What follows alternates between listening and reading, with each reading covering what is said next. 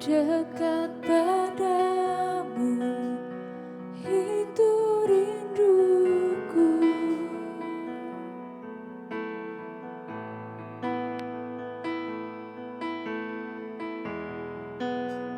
Setiap kataku, kau pun menunggu.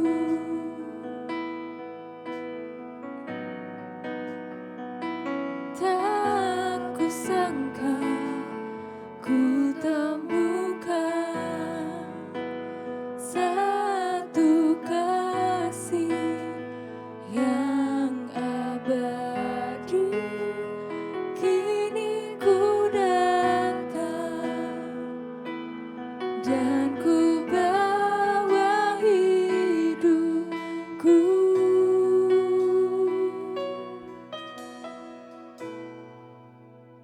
Memandang wajahmu, mengikuti kebaikanmu, mengejar hadirmu di dalam hidupku.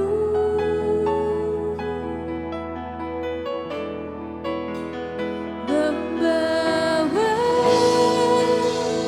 sembahku, menyatakan kebesaranmu, mengejar hadirmu di dalam hidupku.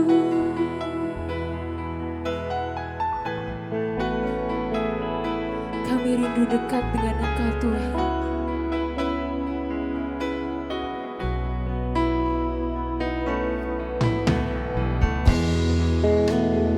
Dekat padamu, itu rinduku.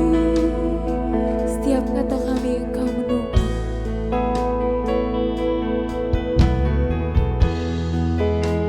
Setiap kataku, kau pun menunggu. Tak kusangka, tak kusangka ku temukan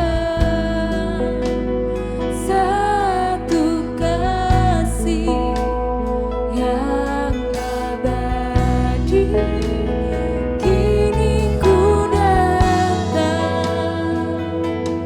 dan ku bawa hidupku.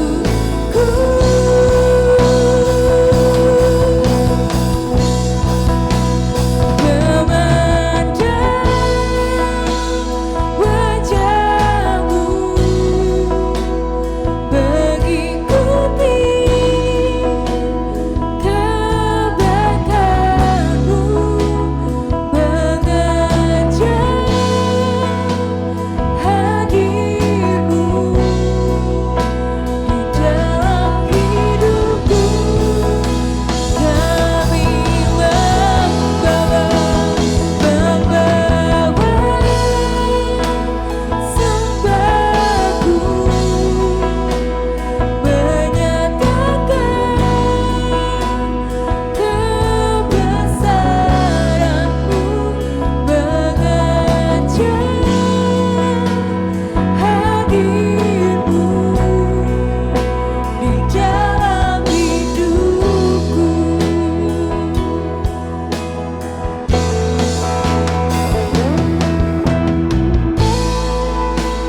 Kami mau hidup memandang wajah-Mu, Tuhan. Ajar kami, Tuhan, untuk lebih mengejar hadir-Mu dalam hidup kami, Bapa. Kami percaya, Tuhan, kesetiaan-Mu nyata dalam hidup kami, Bapa. Engkau yang menetapkan jalan-jalan kehidupan kami.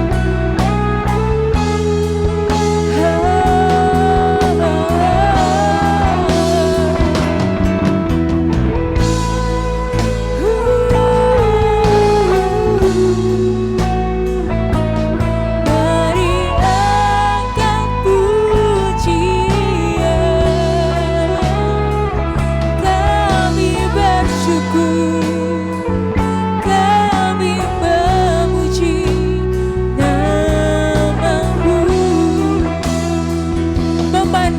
wajah, memandang wajahmu, mengikuti kebaikanmu, mengejar hadirmu di dalam hidupku. Mari bawa sembah kita bagi Tuhan, membawa sembahmu, menyatakan kebesaranmu, mengejar hadirmu di dalam hidupku, mengejar hadirmu di dalam hidupku.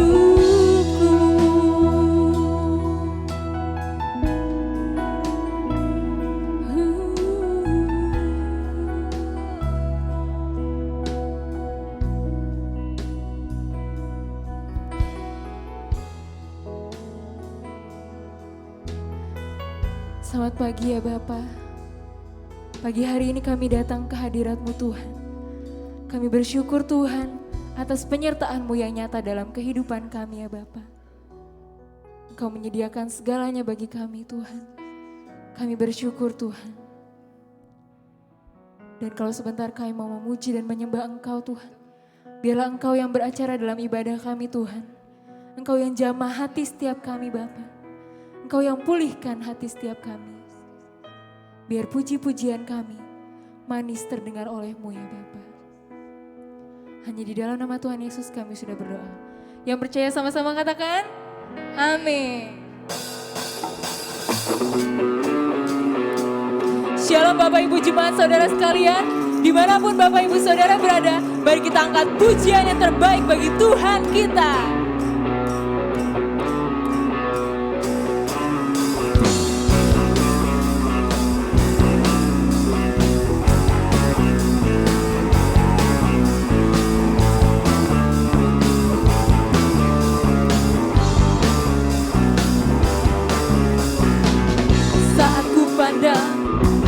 Menghadang setiap jalanku, dan jiwaku pun bangkit, dan imanku pun bangkit. Kau besertaku, kau menjagaku, tak usah ku takut, bersamaku hadirat-Mu nyata, menerangkan jiwa.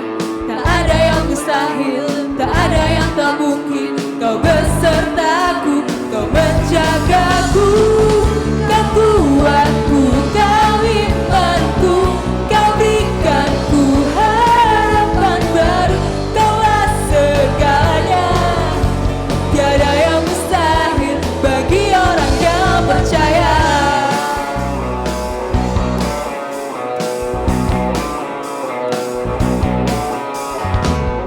Saat ku pandang gunung menghadang setiap langkahku, setiap jalanku, dan jiwaku pun bangkit, dan imanku pun bangkit. Kau besertaku, kau menjagaku, tak usah ku takut, bersamaku hadirat-Mu nyata, menenangkan jiwa. Tak ada yang mustahil, tak ada yang tak mungkin. Kau besertaku, kau menjagaku, kau kuatku, kau imanku, kau berikanku harapan baru. Kaulah segalanya, tiada yang mustahil bagi orang yang percaya. Kau kuatku, kau imanku, kau berikanku harapan baru. Kaulah segalanya, tiada yang mustahil bagi orang yang percaya. Biar musik memuji Tuhan.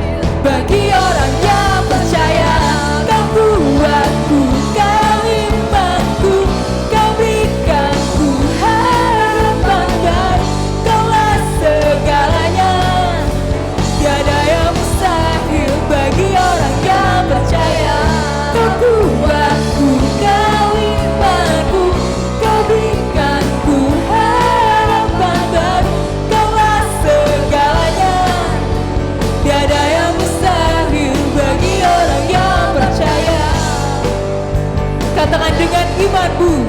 Tiada yang mustahil bagi orang yang percaya. Tiada yang mustahil bagi orang yang percaya.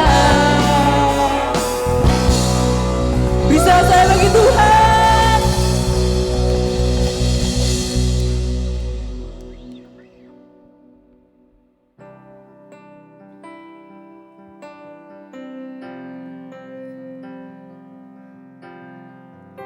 Pagi ini kami mau datang Tuhan ke hadapan-Mu, membawa puji-pujian yang terbaik bagi Engkau.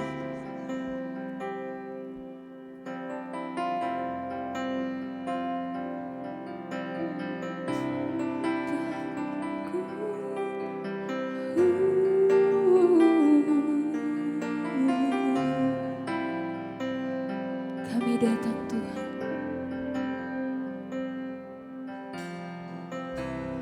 Bapakku datang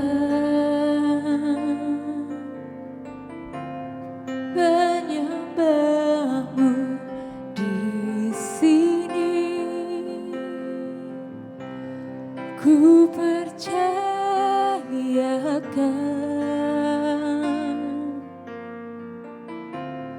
ada bagiku.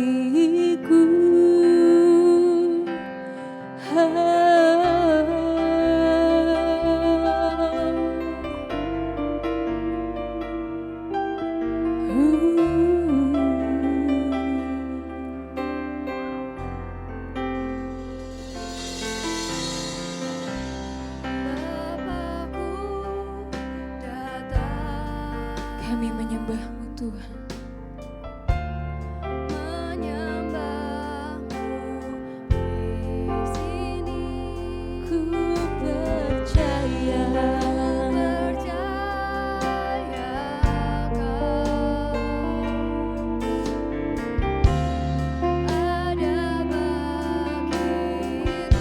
Tak usah ku takut, tak usah ku takut, sebab Kau sertaku. Tak usah ku bimbang, Kau di dalamku. Tak usah ku cemas, Kau penghiburku. Saat ku lemah, Kau kuatku. Ku nyanyi haleluya,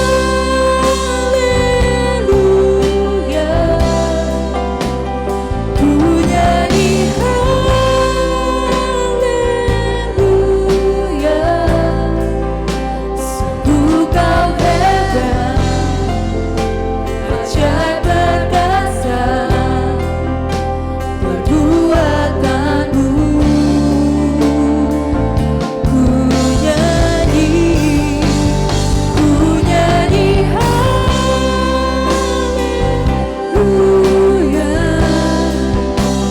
ku nyanyi haleluya. Sungguh Kau hebat, ajaib perkasa perbuatanmu.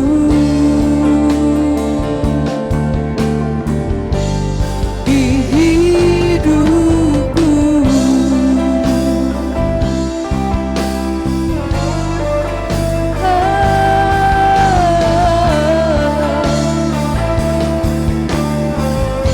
kami tidak bimbang Tuhan, sebab kami yakin Tuhan selalu ada bagi hidup kami. Mari angkat pujian yang terbaik bagi Tuhan.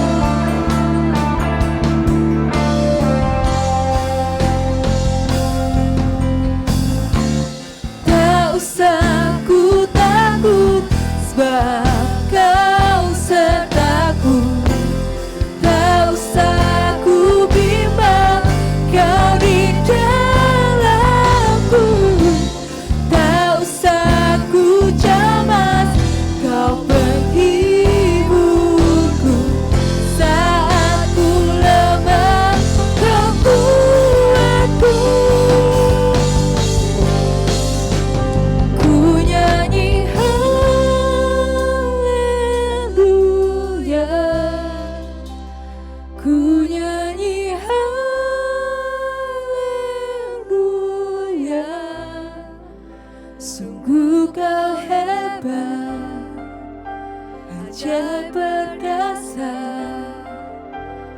perbuatanmu. Ku nyanyi haleluya, ku nyanyi. Kami angkat pujian kami bagi Tuhan. Terima kasih Tuhan. Sungguh Kau Allah yang hebat dan ajaib bagi kami Tuhan. Sungguh Kau hebat, ajaib perkasa perbuatanmu.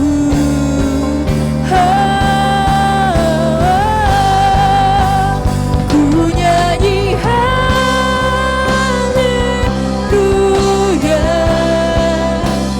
ku nyanyi haleluya.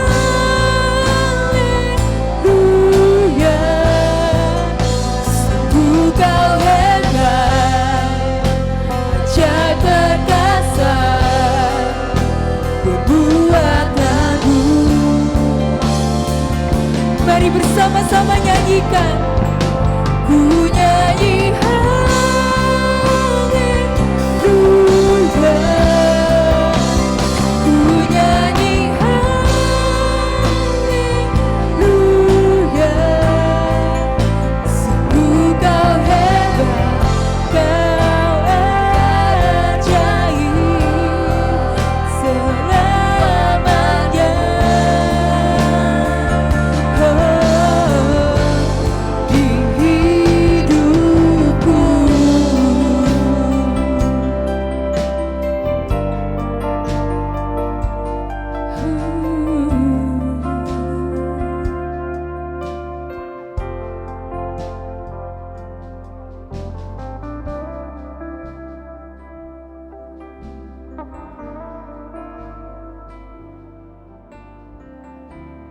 Ya Bapa, inilah puji dan sembah kami Tuhan.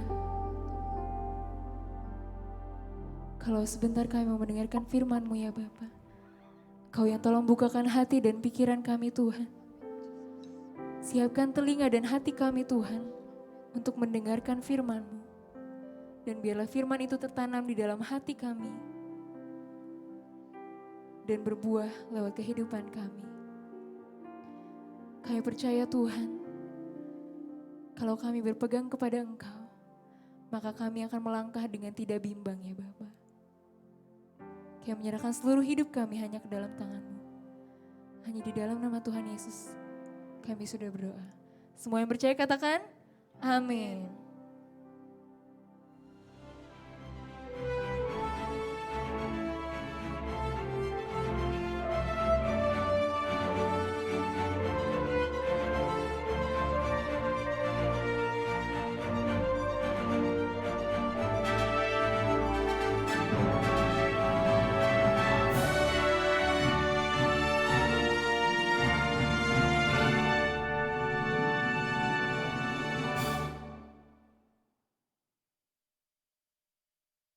Apabila iman akan membuka jalan bagi kita untuk mengalami janji-janji Tuhan, maka kebimbangan atau keraguan akan menghambat diri kita untuk mengalami janji-janji tersebut.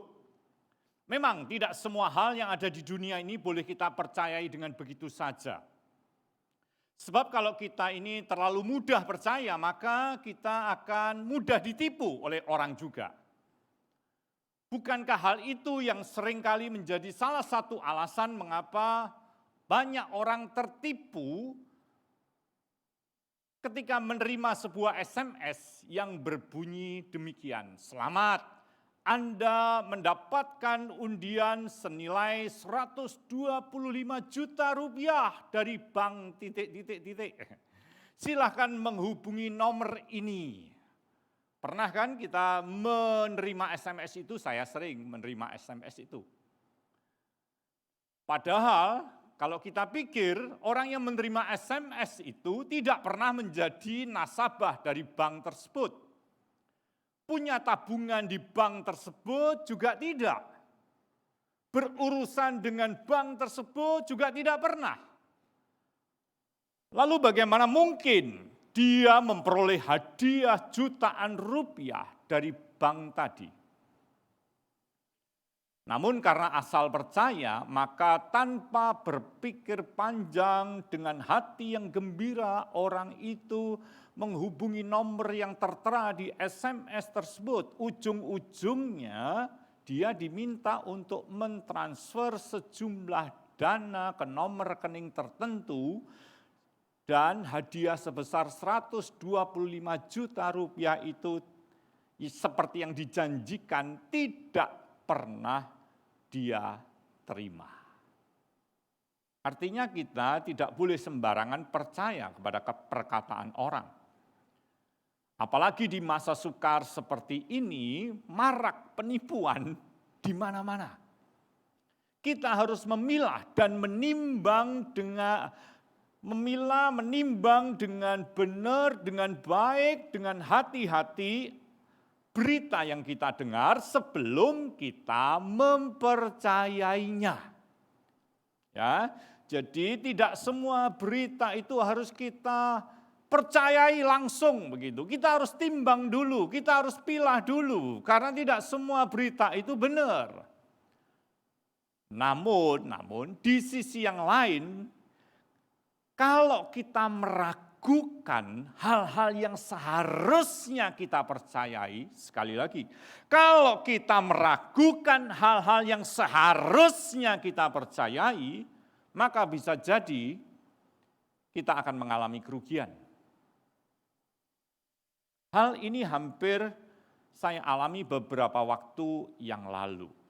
Satu kali ada nomor telepon yang masuk ke gadget saya dari seorang karyawan bank di mana saya menjadi nasabah dari bank tersebut. Pertama saya agak malas untuk menerimanya karena saya pikir paling-paling menawarkan produk baru. Jadi tidak saya angkat. Namun karena tidak saya angkat maka nomor yang sama itu berdering lagi menelpon ke gadget saya. Jadi saya pikir dengan ogah-ogahan supaya saya tidak ditelepon-telepon lagi, akhirnya saya angkat nomor tersebut. Lalu kemudian di sana yang telepon saya itu mengatakan bahwa selamat ya Pak, Bapak mendapatkan voucher belanja sebesar sekian ratus ribu rupiah. Gitu. Dalam hati saya, kok tumben saya dapat voucher belanja, begitu kan? Saya agak ragu, tumben begitu. Oh ya, saya begitu aja. Lalu dia mengatakan, Pak ini vouchernya ini harus segera diambil dalam waktu 3 hari, karena kalau tidak nanti voucher tersebut hangus. Oh ya, gitu. Udah tutup, terus saya mikir, gitu. Tumben dapat voucher. Lalu kemudian karena letak bank tersebut tidak terlalu jauh dari tempat tinggal saya, akhirnya saya luangkan waktu samperin ke bank tersebut untuk menanyakan kebenaran berita itu. Dan ternyata benar. Dapat voucher belanja sekian ratus ribu, lumayan kan? Gratis lagi dapatnya. Artinya Bapak Ibu Saudara-saudari, memang tidak semua hal yang ada di dunia ini boleh kita percaya dengan begitu saja. Namun kalau kita meragukan hal-hal yang seharusnya kita percayai, maka kebimbangan atau keraguan itu dapat menghambat diri kita untuk mengalami berkat Tuhan. Dari sini kita belajar betapa pentingnya untuk mengatasi kebimbangan atau keraguan di dalam hidup kita. Hal ini dapat kita lihat di dalam tindakan yang dilakukan oleh Tuhan Yesus untuk mengatasi keraguan atau kebimbangan yang ada di dalam diri Thomas, salah seorang muridnya. Thomas ragu tentang kebangkitan Kristus. Padahal kebangkitan Kristus itu telah dilihat oleh para murid yang lain pada waktu malam, di hari Yesus bangkit dari kematian yang kita bahas minggu yang lalu.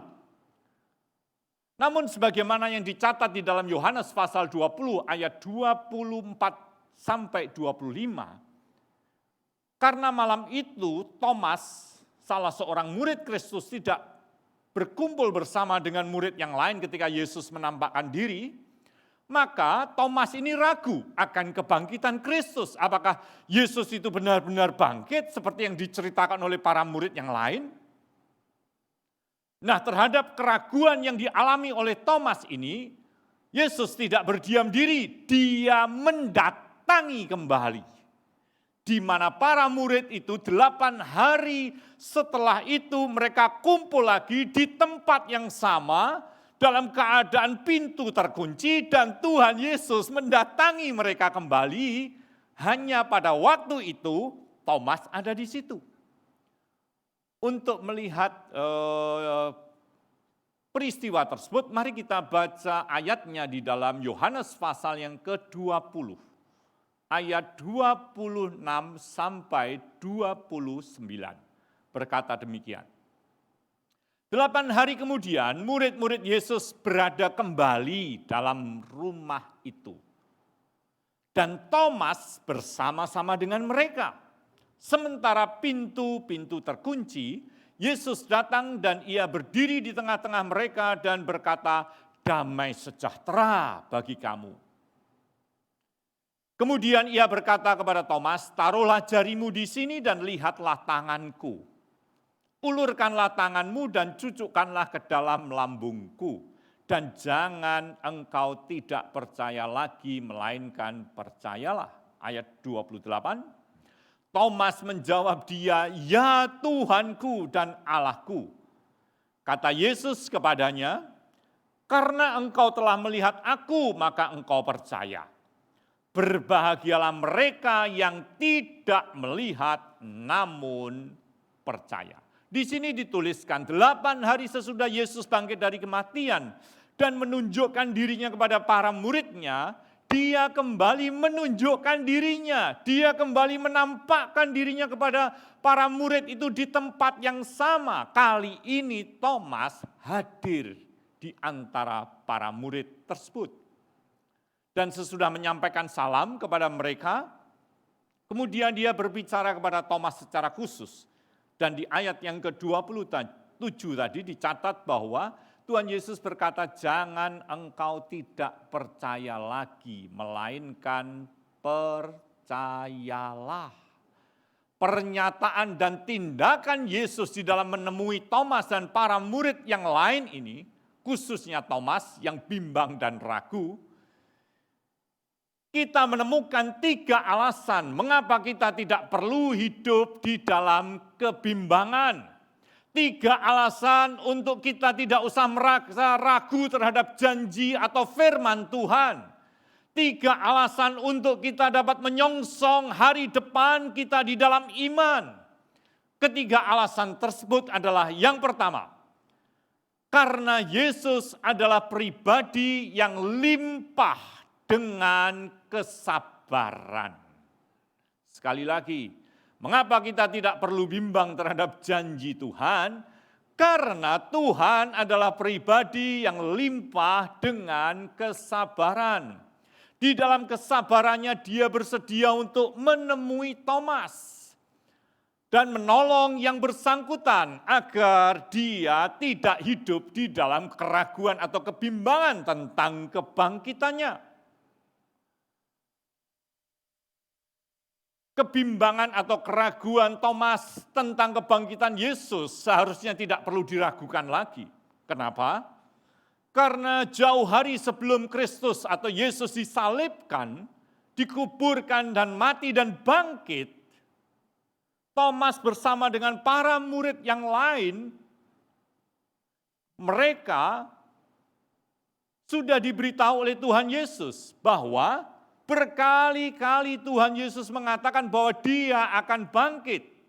Diistilahkan dengan tanda Yunus.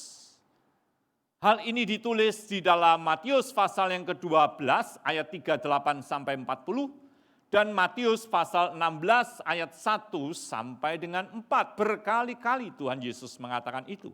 Bahkan di dalam Matius pasal yang ke-16 ayat 21 secara gamblang, secara jelas Tuhan Yesus berkata kepada mereka bahwa dia akan mengalami penganiayaan di Yerusalem, dibunuh dan dibangkitkan pada hari yang ketiga. Kalau semisalnya Yesus yang mengucapkan kata-kata tadi adalah pribadi yang suka ingkar janji, hanya mengobrol janji saja, maka wajar Thomas itu, salah seorang muridnya itu meragukan pernyataan dari Kristus bahwa dia akan bangkit. Di mana penggenapan dari kebangkitannya itu sudah diceritakan oleh para murid yang lain kepada dirinya. Tentu Thomas itu tahu bahwa Tuhan Yesus bukan pribadi yang suka ingkar janji, karena selama 3,5 tahun Thomas bersama dengan para murid yang lain, mereka hidup bersama dengan Tuhan Yesus.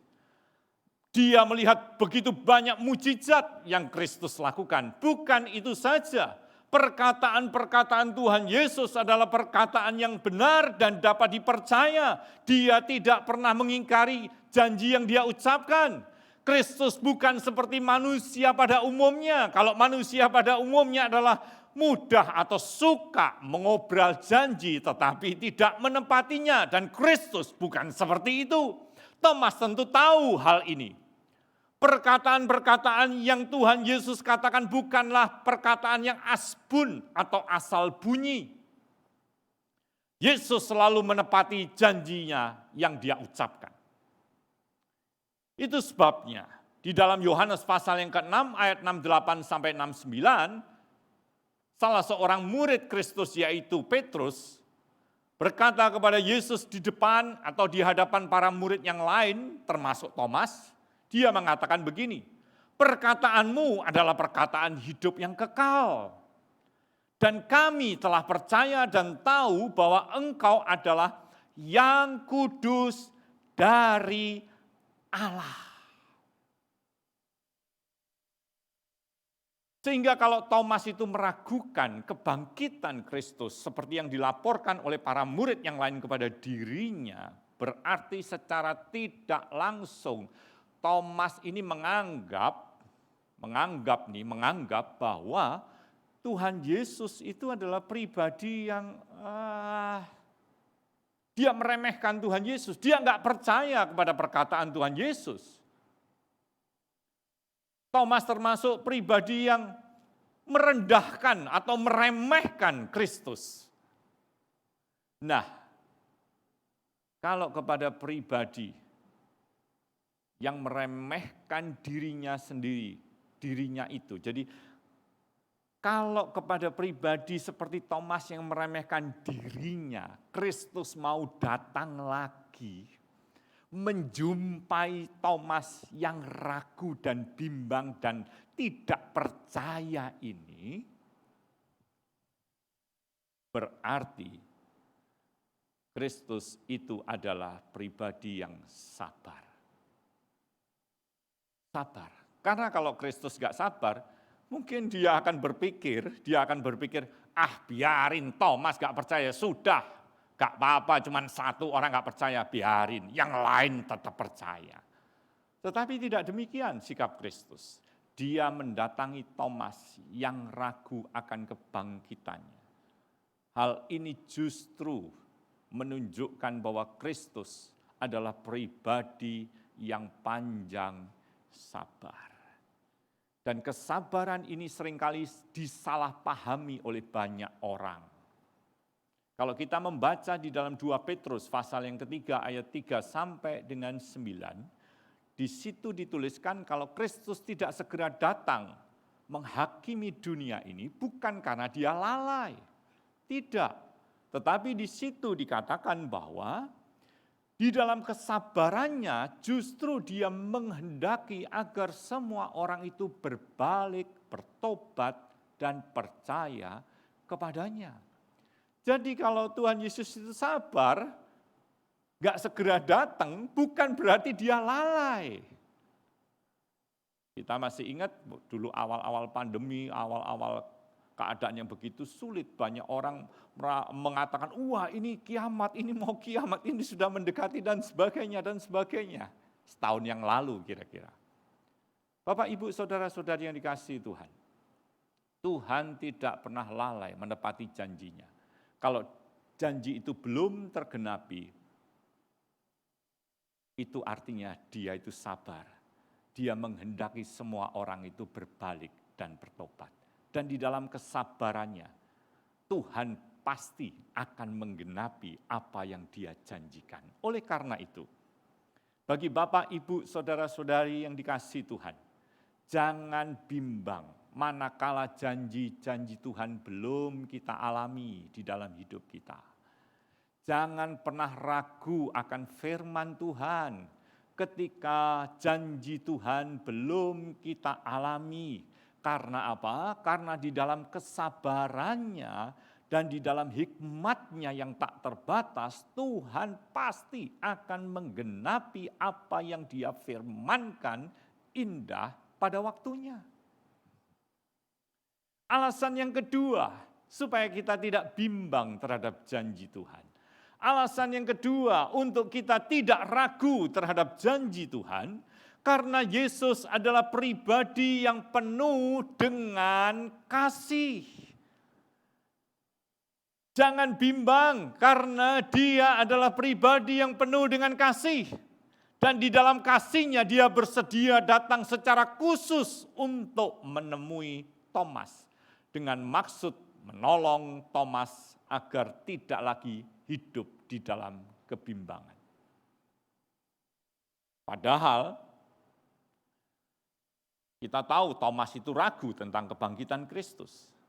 Padahal yang perlu diragukan itu bukan soal kebangkitan Kristus. Yang seharusnya yang perlu diragukan itu adalah kesetiaan Thomas di dalam menepati apa yang dia ucapkan. Kesetiaan Thomas di dalam menggenapi apa yang dia janjikan itu yang harusnya diragukan. Mengapa demikian? Kalau kita melihat di dalam Yohanes pasal yang ke-11, di situ dicatat suatu kali Yesus bersama dengan para muridnya itu berada di luar wilayah Yudea. Dan di situ dia mendapat kabar bahwa Lazarus sahabatnya itu sedang menderita sakit. Dan mendengar kabar tersebut, Tuhan Yesus bermaksud untuk kembali ke daerah Yudea untuk menemui Lazarus. Seperti yang dicatat di dalam Yohanes 11 ayat yang ke-7. Tuhan Yesus berkata begini, mari kita kembali lagi ke Yudea. Artinya Yesus mengajak para muridnya kembali ke wilayah Yudea untuk menolong Lazarus. Nah, menanggapi ajakan Yesus ini, para murid yang lain berupaya untuk mencegah supaya Yesus tidak kembali ke Yudea. Dengan berkata begini, bukankah baru-baru ini orang-orang Yahudi mencoba melempari engkau, masih maukah engkau kembali ke sana? Namun Tuhan Yesus tidak menanggapi perkataan para murid. Dia tetap mengatakan, mari kita pergi sekarang kepada Lazarus. Nah, menanggapi pernyataan Yesus ini di dalam Yohanes pasal 11 ayat 16 ditulis Thomas. Sekali lagi jelas ditulis Thomas ini berkata kepada teman-temannya yaitu murid yang lain, dia mengatakan begini. Karena Yesus bersikukuh untuk mengajak kembali ke Yudea, Thomas mengatakan begini, marilah kita pergi juga untuk mati bersama-sama dengan Dia.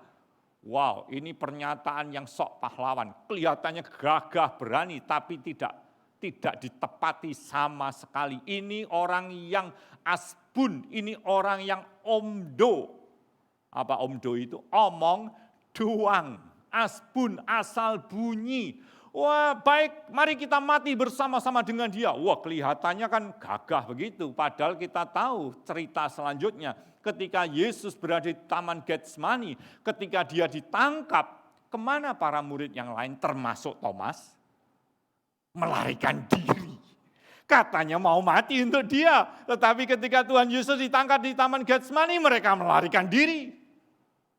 Berarti Thomas tidak bisa, atau Thomas ini hanya orang yang omdo, hanya asal bunyi. Dia nggak mampu menempati apa yang Dia katakan. Dengan kata lain, Thomas ini seorang pecundang, nggak bisa dipercaya itu.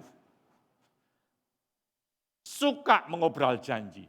Dan saya beritahu, kalau kepada seorang pecundang seperti Thomas itu, Yesus bersedia untuk menolong yang bersangkutan agar dia terlepas dari kebimbangannya, maka hal itu hanya dikarenakan kasih Kristus yang sangat besar.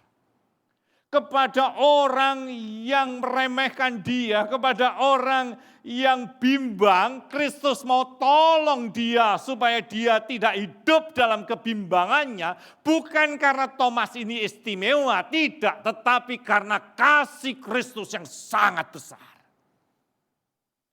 Dan kebesaran kasih Kristus itulah yang memungkinkan kita tidak perlu lagi hidup di dalam kebimbangan. Sebaliknya, kita dapat mengandalkan firman-Nya dan semakin teguh di dalam iman kepadanya. Inilah juga yang menjadi keyakinan dari Rasul Paulus dan yang dia nasihatkan kepada jemaat di Roma, seperti yang ditulis di dalam Roma pasal yang ke-8.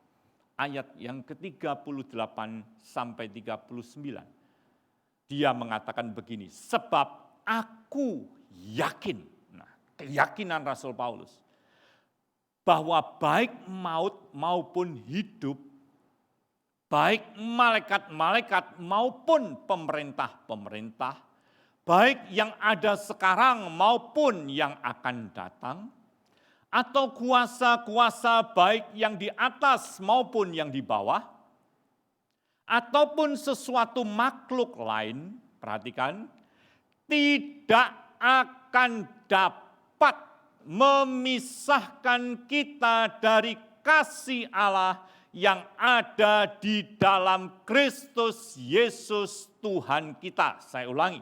Tidak akan dapat memisahkan kita dari kasih Allah yang ada dalam Kristus Yesus Tuhan kita. Kasih Allah di dalam Kristus jauh lebih kuat dari apapun juga. Oleh sebab itu, kita jangan bimbang terhadap janji-janjinya.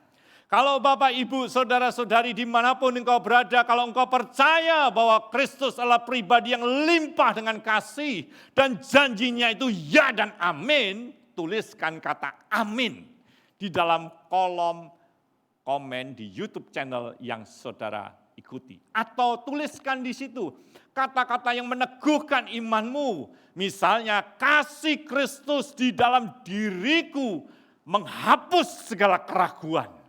Kasih Kristus yang ditunjukkan dengan kematiannya dan kebangkitannya di atas kematiannya di atas kayu salib dan kebangkitannya dari kematian menghapuskan segala keraguan di dalam diriku.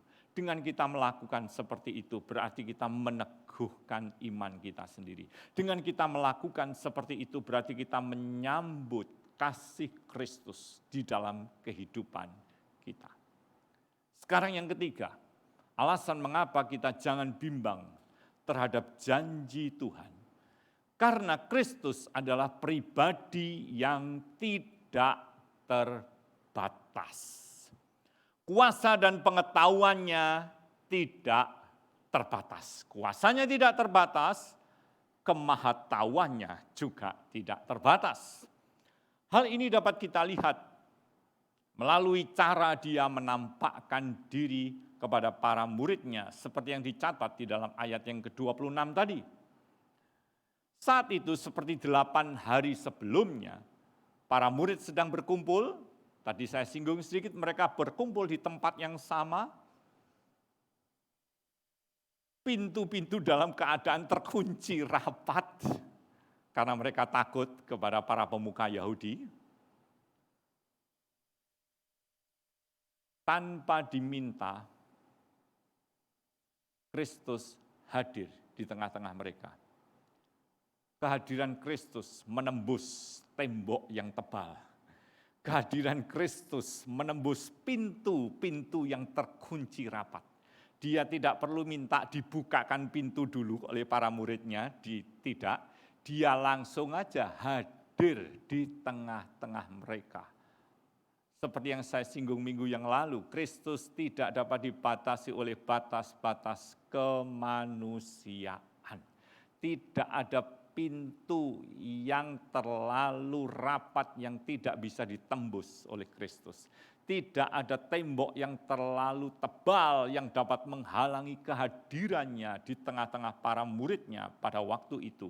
Karena dia adalah maha hadir dan kuasanya tidak terbatas sehingga tidak ada apapun yang dapat menghalangi dia untuk menggenapkan rencananya. Ini berita baik bagi kita semua yang hidup pada zaman sekarang ini. Jangan bimbang ketika kita sedang menghadapi masalah pergumulan, kesulitan yang besar sekalipun. Saya beritahu sebesar-besarnya masalah yang sedang kita hadapi, kuasa Tuhan jauh lebih besar dari itu. Serumit-rumitnya tantangan persoalan yang sedang kita hadapi, saya percaya tidak ada perkara yang mustahil bagi Tuhan kita Yesus Kristus.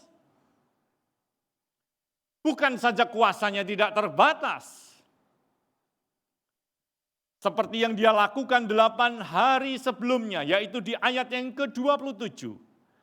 Di situ dicatat Tuhan Yesus menunjukkan tangan dan lambungnya kepada Thomas. Seperti yang pernah dia lakukan kepada para murid yang lain 8 hari sebelum yang ditulis di dalam Yohanes ini. Dia mengatakan begini, dia berkata kepada Thomas begini, taruhlah jarimu di sini. Taruhlah jarimu di sini, lihatlah tanganku yang berlubang ini. Ulurkan tanganmu dan cucukkan ke dalam lambungku. Dan jangan engkau tidak percaya lagi, melainkan percayalah. Kata-kata yang Yesus ucapkan ini merupakan tanggapan dirinya terhadap keraguan Thomas, seperti yang dicatat di ayat yang ke-25 dari Yohanes pasal 20. Di situ ditulis keraguan Thomas ketika dia mendengar para murid yang lain bercerita tentang kebangkitan Kristus. Dan Kristus telah menampakkan diri kepada mereka. Namun Thomas tidak percaya. Dia bilang apa? Sebelum tanganku sendiri ini melihat, sebelum mata kepalaku sendiri itu melihat tangannya yang berlubang paku, sebelum tanganku ini, sebelum aku mencucukkan tanganku ke lambungnya dia, aku nggak akan percaya. Itu katanya Thomas. Cek nanti di dalam Yohanes pasal 20 ayat 25. Thomas berkata begitu, diceritain para murid yang lain, gak percaya dia. Gak percaya, pokoknya sebelum aku lihat sendiri dan sebelum tanganku ini tak masukkan ke lambungnya itu, aku gak akan percaya. Itu kata Thomas kepada para murid yang lain ketika diceritain bahwa Yesus itu bangkit dan menampakkan diri kepada mereka. Padahal Thomas itu kan bicara kepada para murid yang lain. Sementara Thomas itu berbicara kepada murid yang lain, namun sesungguhnya Tuhan Yesus tahu apa yang dikatakan oleh Thomas. Dia ikut mendengar apa yang disampaikan oleh Thomas. Itu sebabnya, sebagaimana yang dicatat di dalam ayat yang ke-27 tadi, Yesus datang berbicara kepada Thomas, dan dia mengatakan, taruhlah tanganmu di sini. Cucukkan tanganmu di lambungku ini. Loh, berarti Tuhan Yesus kan dengar apa yang dikatakan Thomas kepada para murid yang lain. Berarti Tuhan Yesus itu maha tahu. Dia tahu apa yang dikatakan oleh Thomas, walaupun secara fisik Tuhan Yesus gak ada di situ. Dia tahu apa yang dikatakan oleh Thomas. Itu sebabnya dia berkata kepada Thomas, ini loh tanganku yang berlubang, ini tanganmu masukkan ke sini, ke lambungku. Dan jangan kamu tidak percaya, tapi percayalah. Berarti Tuhan Yesus mendengar, Tuhan Yesus tahu apa yang dikatakan oleh Thomas. Tuhan Yesus tahu apa yang dipikirkan oleh Thomas. Tuhan Yesus tahu apa yang menjadi kebimbangan di dalam diri Thomas. Bukan situ saja, Tuhan Yesus juga sanggup menghapuskan kebimbangan di dalam diri Thomas. Itu sebabnya Di ayat yang ke-27 tadi dia berkata, jangan engkau tidak percaya lagi, melainkan percayalah. Artinya Thomas, tidak usah bimbang. Jangan bimbang, jangan bimbang. Do not doubt, jangan bimbang. Bapak, Ibu, saudara-saudari yang dikasihi Tuhan. Tuhan Yesus yang menjumpai Thomas 2000 tahun yang lalu. Dia yang sama. Dia tahu apa yang ada di dalam pikiran kita. Dia tahu apa yang kita katakan. Dia tahu apa yang menjadi kebimbangan di dalam diri kita.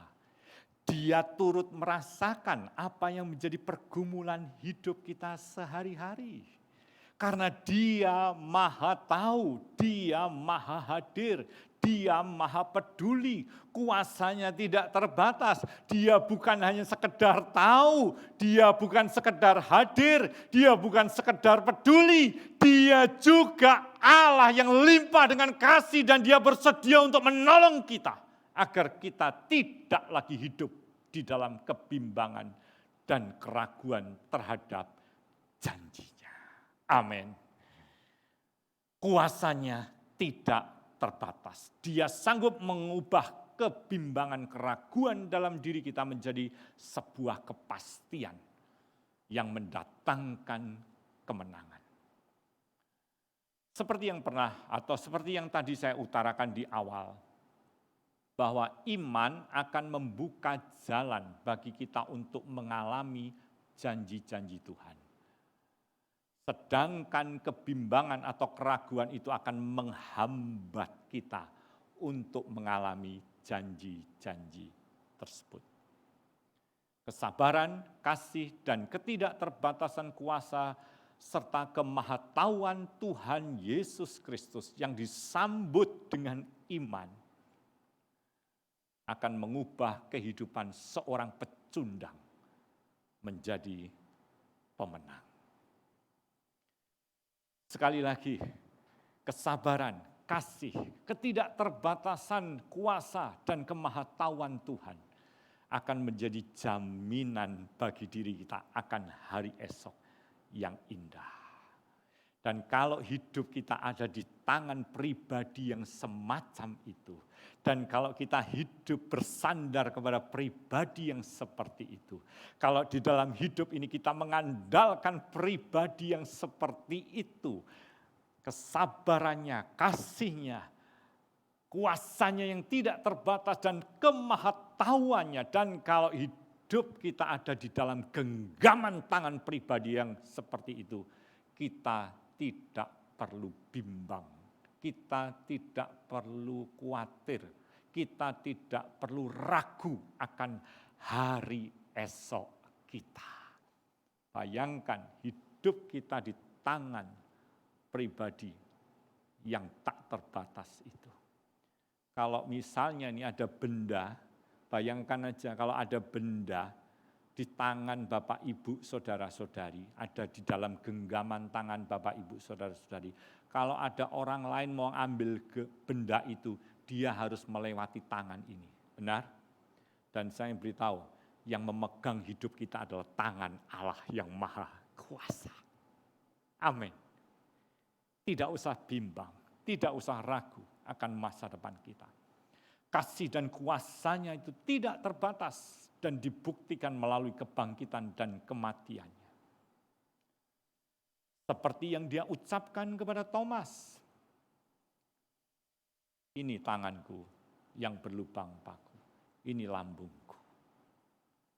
Tuhan Yesus menunjukkan itu kepada Thomas. Tangannya yang berlubang paku dan lambungnya yang terluka menjadi jaminan akan kasih, kuasanya yang tak terbatas, yang menjamin hari esok kita.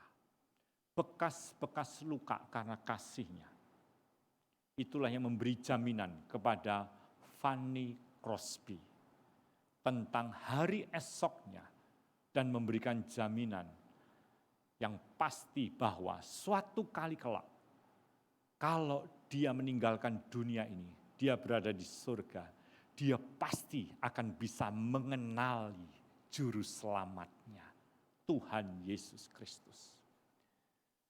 Saya pernah cerita tentang kehidupan Fanny Crosby ini. Fanny Crosby ini adalah salah seorang penggubah lagu-lagu rohani yang paling produktif di sepanjang sejarah gereja.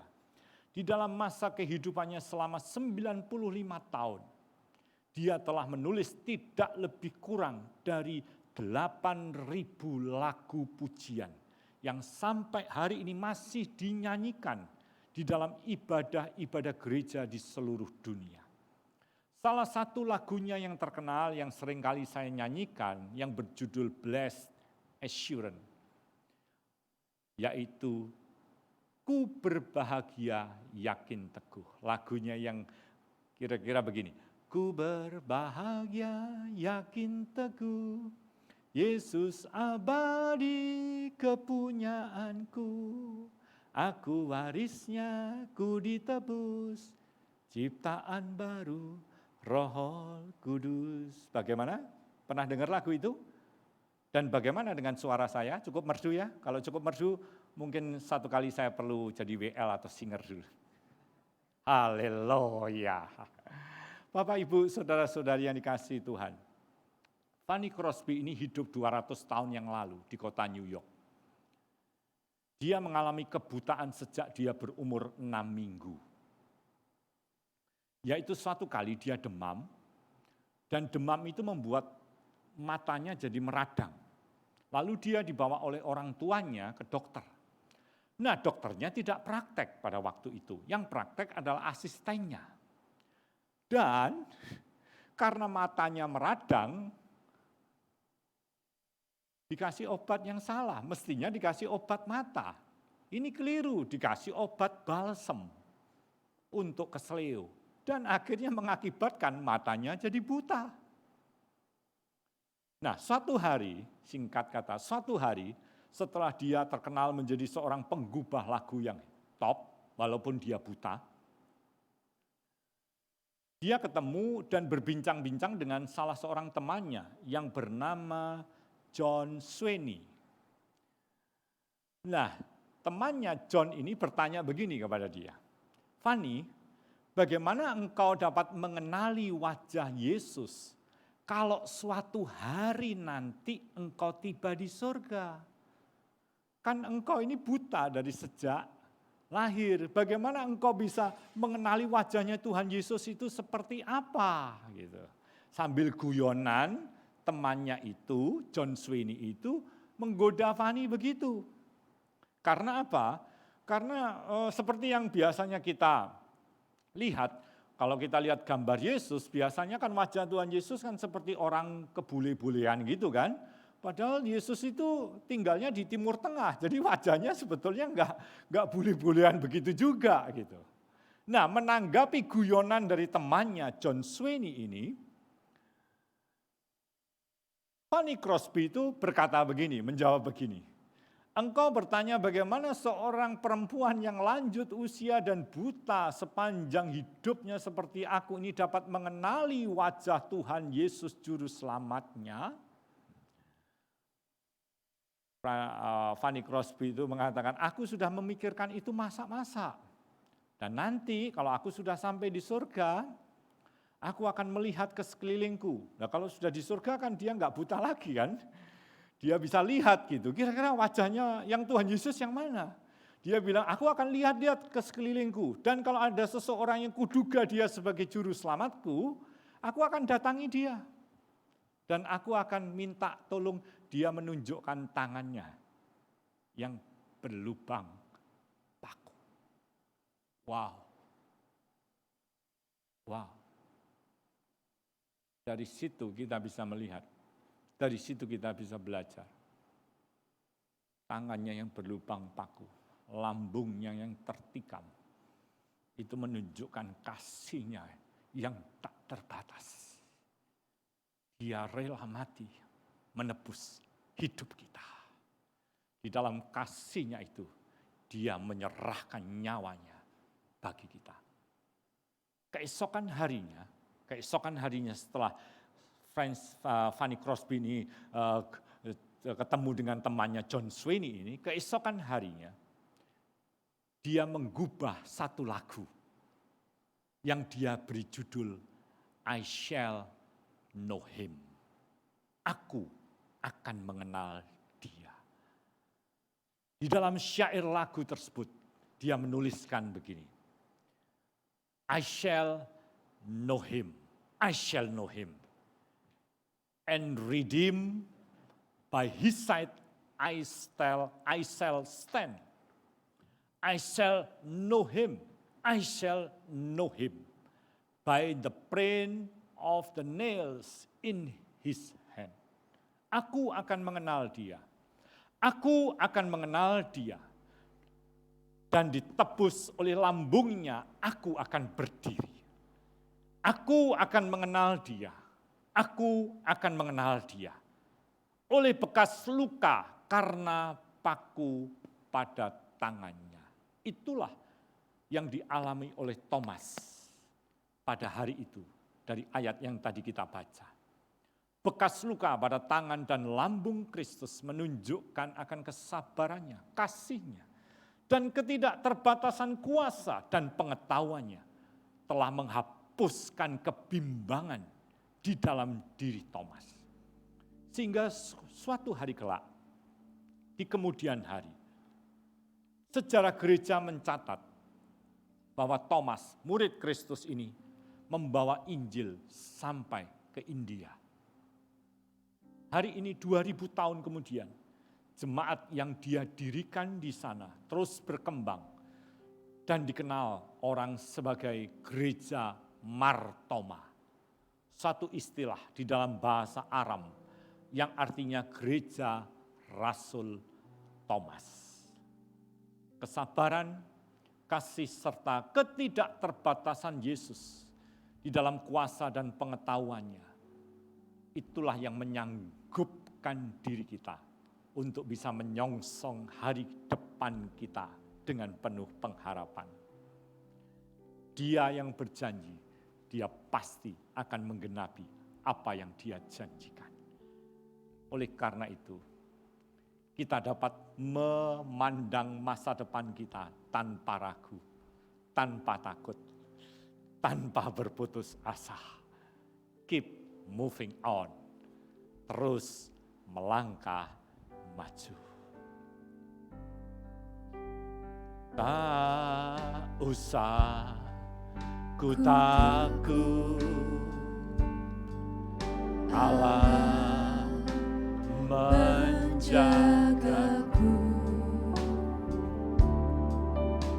Tak usah ku bimbang, Yesus peliharaku. Tak usah ku susah, Roh Kudus hiburku. Tak usah ku cemas, Dia memberkatiku. Bersama-sama kita katakan El Shaddai, El Shaddai, Allah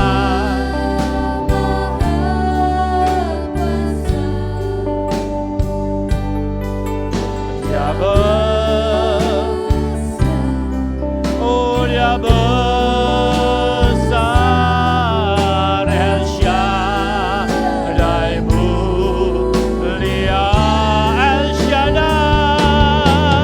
El Shaddai, El Shaddai, Allah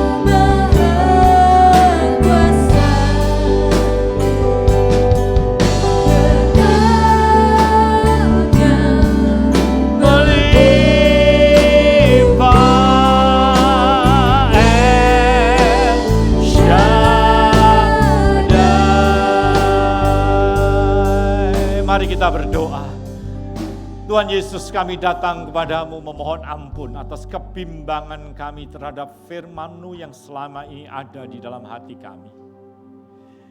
Kami menyerahkan semua keraguan kami ke dalam tangan-Mu Tuhan.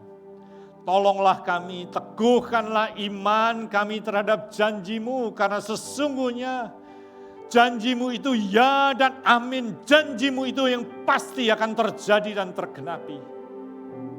Pagi hari ini, kami percaya bahwa Engkau adalah pribadi yang panjang sabar, pengasih dan penyayang. Kasih-Mu tak terukur Tuhan, kuasa-Mu tak terbatas dan pengetahuan-Mu melampaui segala alam pemikiran kami. Oleh karena itu kami menyerahkan hidup kami ke dalam tangan-Mu ya Tuhan. Kami menyerahkan masa depan kami ke dalam tangan-Mu. Kami menyerahkan masa depan anak cucu kami kepadamu. Kami menyerahkan pekerjaan kami, studi kami, kehidupan kami, keuangan kami, kesehatan kami ke dalam tangan-Mu ya Tuhan. Kalau Engkau yang memegang hidup kami, tidak ada yang perlu kami khawatirkan di dalam kami menjalani kehidupan ini Tuhan. Kalau tangan-Mu itu yang memegang hidup kami, tidak ada satupun yang dapat mengusik kehidupan kami. Karena kami berada di dalam genggaman tangan Allah yang maha kuasa.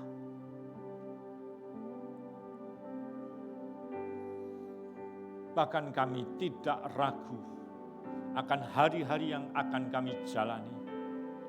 Karena kami tahu Tuhan kami hidup.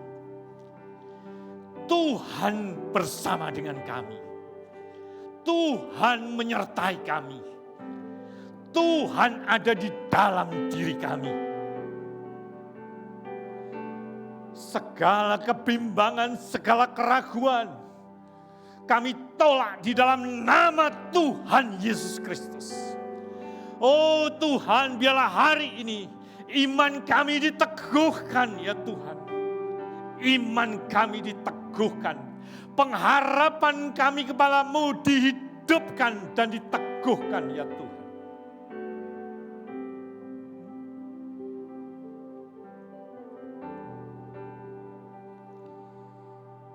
Engkaulah jaminan bagi masa depan kami. Engkaulah jaminan bagi masa depan anak cucu, keturunan demi keturunan kami. Kami bersyukur karena Engkau tidak pernah meninggalkan dan membiarkan kami.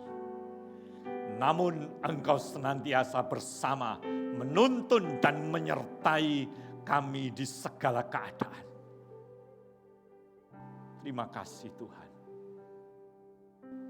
Terima kasih. Di dalam nama Tuhan Yesus Kristus, kami menaruhkan hidup kami. Amin.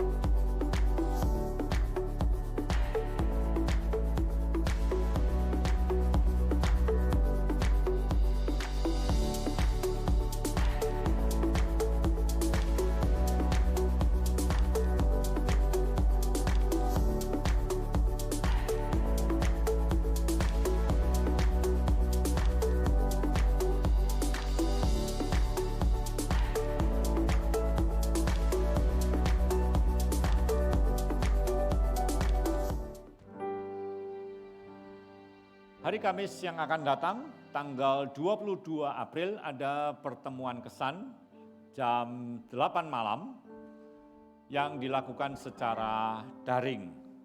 Gunakan kesempatan ini untuk kita bisa berfellowship bersama dengan saudara seiman yang lain, karena di dalam masa pandemi ini kita jarang bisa bertemu, namun kita bisa melakukan itu secara virtual. Di situ kita bisa saling sharing, menguatkan iman kita dan saling mendoakan, memuji Tuhan bersama-sama, sungguh indah. Oleh karena itu, silakan ikuti pertemuan kesan hari Kamis tanggal 22 April jam 8 malam. Minggu depan ibadah kita masih tetap dilakukan secara live streaming jam 10. Dan doakan semoga nanti awal Juni kita bisa memulai ibadah onsite yang juga disiarkan secara live streaming. Mari kita tetap menjaga kesehatan tubuh kita, menerapkan protokol kesehatan, dan terlebih lagi kita menjaga hati kita. Kita ragu, kita bimbang karena kita tidak mengenal dengan baik. Tetapi kalau kita mengenal sesuatu dengan baik, kita tidak akan ragu tentang hal itu. Oleh karena itu penting bagi kita untuk semakin mengenal akan kasih dari Tuhan kita, kuasa dari Allah kita. Itu sebabnya saya mendorong Bapak, Ibu, Saudara-saudari, lakukan, teruskan, rajinlah melakukan ibadah harian. Karena di situ akan memperteguh iman kita, mempertebal pengenalan kita akan Allah kita.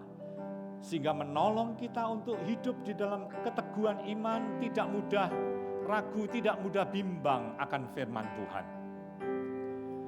Dan ikuti kehidupan doa setiap hari Rabu dan hari Sabtu. Saya melakukan hal itu. Dan iman saya semakin disegarkan, semakin dikuatkan, semakin diteguhkan. Ibadah live streaming ini sebentar lagi akan selesai. Tetapi saya percaya kehadiran Tuhan di dalam hidup kita tidak akan pernah dihambat oleh apapun juga. Dia tetap hadir bersama dengan kita. Mari kita akhiri ibadah kita dengan kita membuka hati kita untuk menerima berkat Tuhan. Mari kita katakan, El Shaddai, El Shaddai, El Shaddai. Oh, El Shaddai, El Shaddai. Allah Maha Kuasa.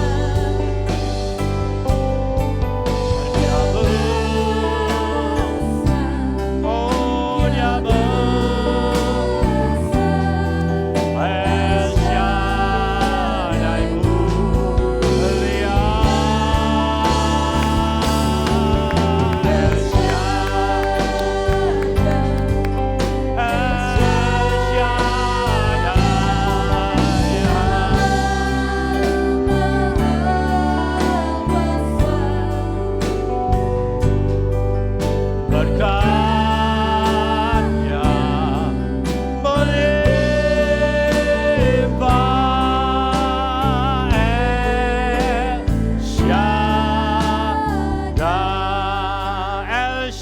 Allah Maha Besar, Allah Maha Kuasa, Allah itu yang menyertai engkau. Allah yang Maha Kuasa itu yang menuntun hidup kita. Allah yang Maha Besar itu yang memberkati kita. Kalau Dia yang memelihara dan melindungi kehidupan kita, tidak ada lagi yang perlu kita khawatirkan. Tidak ada yang perlu kita ragukan dalam kehidupan ini. El Shaddai itu memberkati engkau dari sekarang sampai selama-lamanya. Berkatnya tidak akan pernah berkurang, berkatnya tidak akan pernah habis. Dia punya 1001 macam cara untuk memberkati kehidupan kita. Oleh karena itu, jangan bimbang, jangan ragu, terus melangkah maju. Karena Allah El Shaddai itu bersama dengan engkau dari sekarang sampai selama-lamanya. Di dalam nama Tuhan Yesus Kristus. Mari setiap kita mengatakan, amin.